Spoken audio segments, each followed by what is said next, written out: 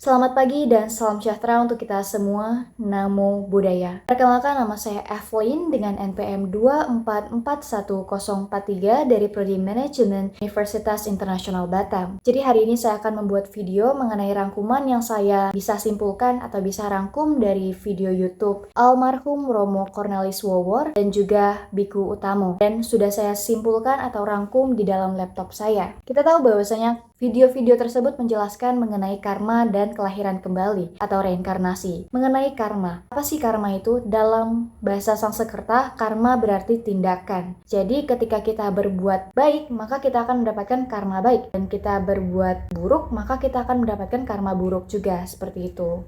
Kita ingin tahu nih, apa sih pengaruh karma dalam kehidupan sehari-hari kita kan? Dan di video tersebut juga menjelaskan sedetail mungkin. Yang saya dapatkan itu mengenai yang pertama, tindakan dan akibat. Kita tahu bahwasanya karena karma adalah tindakan, jadi ada tindakan, ada akibat, ada sebab, ada akibat. Maka ketika kita melakukan tindakan baik, kita mendapatkan karma baik atau akibat baik. Dan ketika kita membuat atau melakukan tindakan buruk, maka kita akan mendapatkan karma buruk, seperti itu. Kemudian kedua, pembelajaran dan pertumbuhan. Dalam kehidupan sehari-hari kita pasti belajar dan bertumbuh setiap harinya. Nah, karena dengan mengenalnya karma, maka kita akan lebih belajar untuk mengontrol diri. Bagaimana cara mengontrol diri agar tidak melakukan hal-hal buruk. Karena kita tahu bahwasanya hal-hal yang buruk yang kita lakukan akan menimbulkan karma buruk bagi diri kita. Kemudian yang ketiga, ada persepsi dan juga sikap. Ketika kita sudah belajar karma, maka persepsi dan juga sikap kita terhadap dalam kehidupan itu pasti akan berbeda. Kita akan lebih aware dengan diri kita. Kita juga akan mengubah sikap-sikap buruk kita menjadi sikap-sikap yang baik agar kita kelaknya ataupun sekarang mendapatkan karma yang baik, bukan karma yang buruk. Kita menanam karma baik, bukan menanam karma buruk. Kemudian, mengenai yang terakhir itu ada spiritual dan juga kebangkitan kesadaran ya.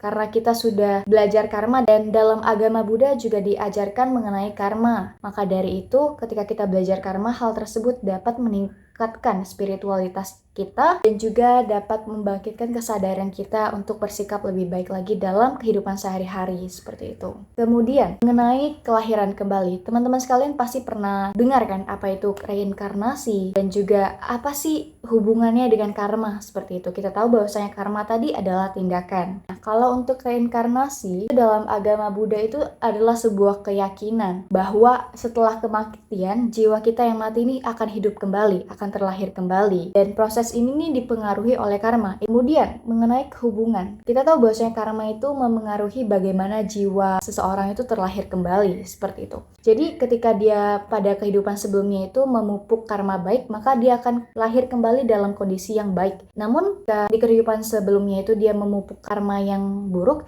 maka dia akan mendapatkan kehidupan yang buruk juga di masa yang sekarang, seperti itu. Nah, kemudian ketika kita sudah mengetahui tentang reinkarnasi ataupun kelahiran kembali, maka kita bingung bagaimana cara kita bisa memahami reinkarnasi itu sendiri. Karena tidak ada secara ilmiah, tidak bisa dibuktikan. Namun hal tersebut itu bergantung pada keyakinan spiritual seseorang. Ada yang percaya, ada yang tidak. Namun dalam agama Buddha kita mempercayai reinkarnasi, seperti itu. Nah, beberapa pendekatan yang sering digunakan untuk tradisi spiritual untuk memahami pengalaman reinkarnasi itu yang pertama, memori masa lalu. Beberapa orang kan pernah melaporkan bahwasanya dia tuh merasa pernah ke tempat yang ini, padahal sebelumnya di kehidupan sekarang dia tidak pernah ke tempat tersebut gitu. Tetapi dia merasa dia sudah pernah ke tempat tersebut. Nah, itu merupakan kilas-kilas memori dari masa lalu, seperti itu. Kemudian adanya simbol dan juga tanda. Misalnya, ada seseorang yang tertarik dengan budaya tertentu atau tertarik dengan suatu hal. Itu bisa jadi adanya hubungan dengan kehidupan lampau. Misalnya dia tertarik dengan budaya Baduy. Itu bisa jadi ada hubungannya dengan masa lampau yang dimana di masa lampau dia merupakan bagian dari suku Baduy tersebut, seperti itu. Kemudian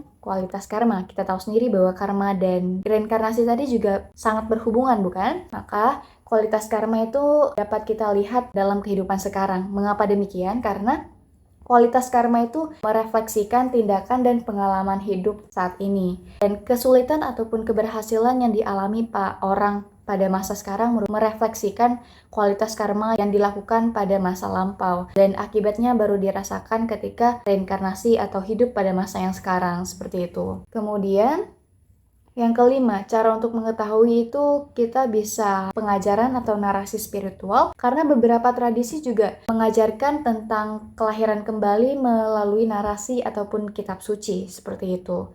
Nah, memahami dan membaca teks-teks ini tuh dapat menambah wawasan tentang konsep reinkarnasi. Nah, jadi kesimpulan tentang karma dan reinkarnasi ini, kelahiran kembali merupakan perjalanan yang sangat pribadi dan subjektif. Tidak semua orang bisa mempercayai hal tersebut. Nah, bagi banyak orang ini merupakan hal tahayul atau hal yang mustahil. Namun bagi beberapa orang juga ini merupakan hal yang mungkin saja terjadi seperti itu. Jadi tergantung dengan keyakinan masing-masing. Dan saya rasa cukup sekian materi dari saya ataupun hal-hal poin-poin yang bisa saya simpulkan dari ataupun setelah menonton video dari almarhum Romo Cornelis Wawor dan juga Biku Utamo.